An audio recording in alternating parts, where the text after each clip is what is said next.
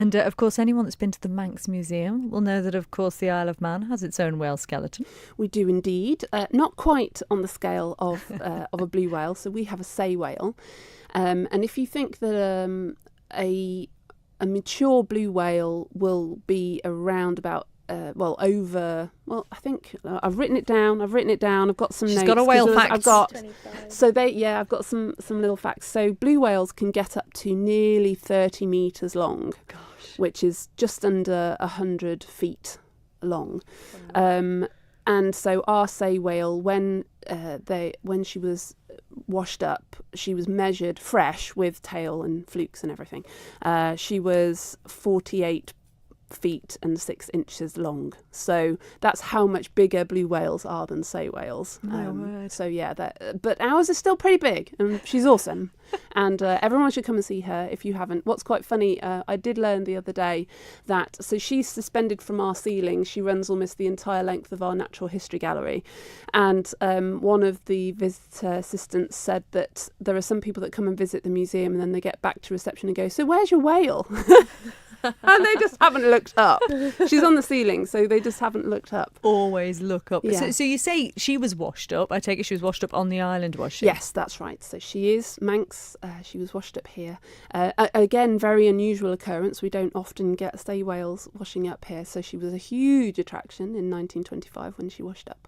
And, I think she was found by some students from King William's College, actually, initially. And then, of course, everybody came down to have a look. So there's amazing photos and postcards of people all coming out to watch her being taken. What a find. Yeah. And that's the subject of a talk you'll be giving on Yes. Saturday after Richard's spoken, is Yes, that right? so Richard's giving the main talk because, we brought him all the way over from London, so he's the main focus of the day. But I'll just to draw some comparisons between what we have, just to kind of give a little bit of the story of our whale. So I'll do a short talk afterwards, but then we're also going to draw in what we do today with strandings and how that's really important and monitoring is really useful. So we're going to bring in Lara Howe from the Manx Wildlife Trust and somebody from the Manx Whale and Dolphin Watch as well. Brian is going to be speaking about what they do. So it's going to be a good programme. I'm really looking forward to it.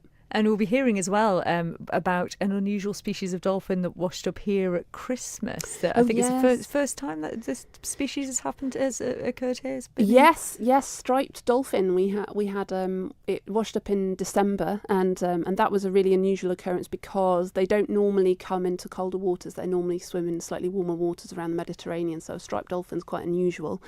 And I'm currently preparing the skeleton for display, which is but I've never prepared a dolphin skeleton, so I'm hoping it works. So don't watch this space, because if I mess it up, it's not it's going well so far. In fact, I'm really I inspected it the other day, and it's getting there. I'm really excited. Can I just say, on the information that came through about this, she did admit that currently the skeleton is in compost. Why is the skeleton in compost? Is that just a preservation thing? It's a bit No, gory. it's so when you want to get rid of dead bodies, Here we go. or rather, or flesh, composting is really good because you've got all of those little microorganisms and bacteria and worms and everything all kind of doing their thing and getting rid of all of the icky stuff so that you have the nice clean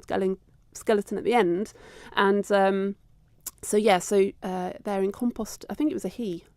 So he's in compost currently at the moment. But I went digging the other day and sort of found where the skeleton was in the compost heap, and found a couple of small bones from one of the flippers, and they were totally clean of flesh and connective tissue. And I was like, oh my god, I was so excited. I know I get excited about the weirdest things.